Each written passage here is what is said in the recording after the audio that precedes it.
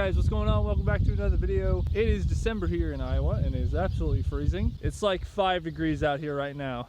We just had an ice storm the other night, so all the snow is frozen. You could walk on this even though the snow is probably 3 feet deep right there. Anyway guys, like I said, we're doing a 3-year review of our Sur-ron X.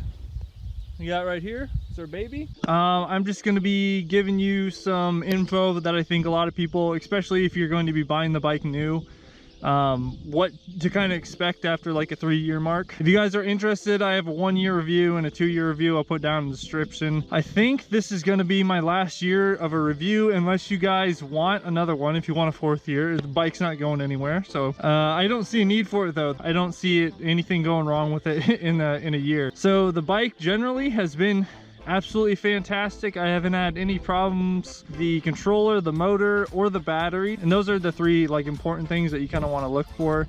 The frame has had no cracking in it. If you guys have been following the channel, I sandblasted the frame, and before that I dumped the bike several times. It's very durable. The one thing that I have seen cracked, and this is pretty common if you're on the forums, you see a lot of this year, I did end up bending my triangle down here. We got a reinforced rear link right here and a triangle. The stock triangle, after jumping really hard on it, did crack where this Allen screw went in down here, and it was bowing a little bit. So I got this reinforced one, which isn't a big deal. This is like 70 bucks, and I got a bigger rear link in the back, which raised it. I think it was a 3/4 inch rise. So, but that's the only thing that's really ever broken on it. The motor on the bike still works fine. I haven't really done anything to it except switch out the belt. On my 2nd year, after I think 1,200 miles or 1,300 miles, the stock belt broke, and now I have a 420 chain kit on there. That's again not a big deal. The main thing you want to look for when owning an electric dirt bike is the motor and the controller and the battery longevity.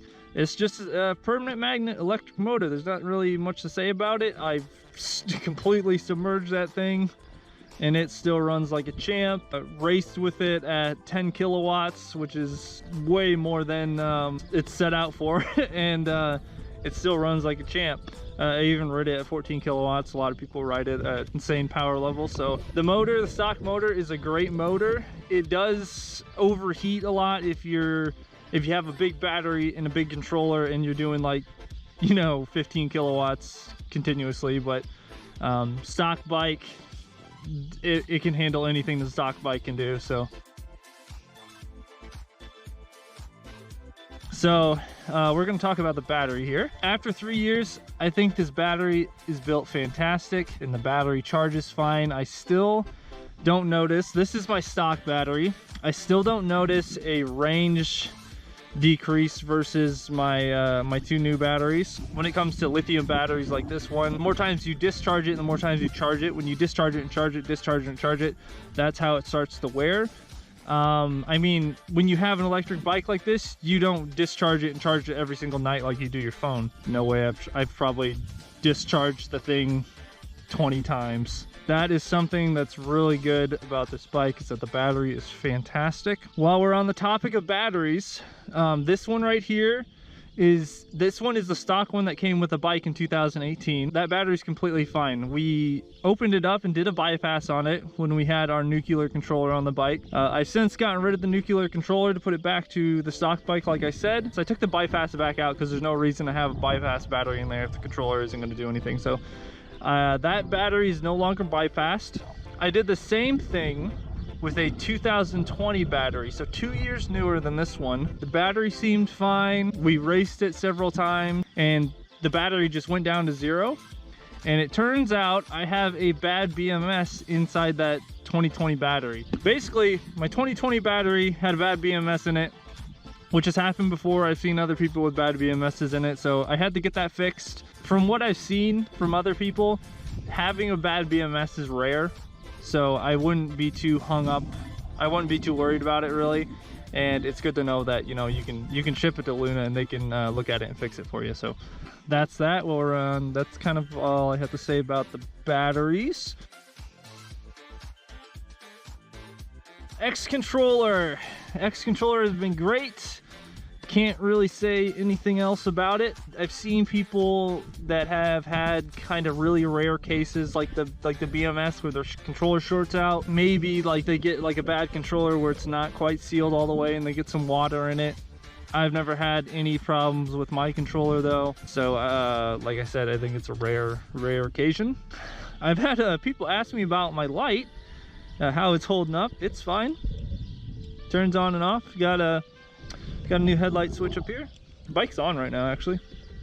All right, so this brace bar you can get online basically anywhere. I would say just grab it on Amazon. It's 20 bucks. When I was racing the bike the first year, I didn't have it on there. And these peg extenders where your peg hooks into the bike, those were like, so they're normally like this, they were bowing inwards. So that brace bar is important. Still rocking my Fast Ace rear shock. It's not the best shock in the world, but I mean, it's fine for me. I'm 150 pounds. I think that's a 350 pound spring. So, I mean, it's fine even when I'm jumping it. Yeah, so that's just my 3-year review. Still rocking, still kicking.